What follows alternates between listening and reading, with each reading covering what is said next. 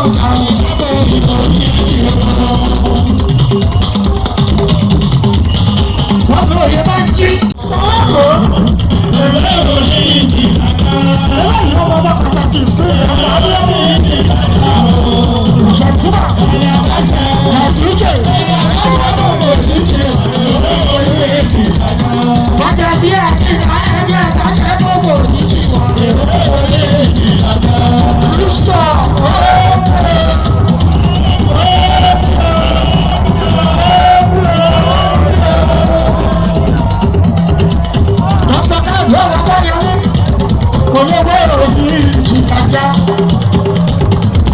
ọlọ́dún mínísítà sọ́kẹ́dẹ́rẹ́ èèwé rí ìjìkájá ìdí tẹ̀sílírì ọmọ fọlọ́rì eléyìí àlèwé òní ìjìkájá ọmọ báyìí èèwé rí ìjìkájá ẹni àbájẹ ọmọ ìjọ ẹni àbájẹ tó kò rí ìjìnlá èèwé rí ìjìnlá.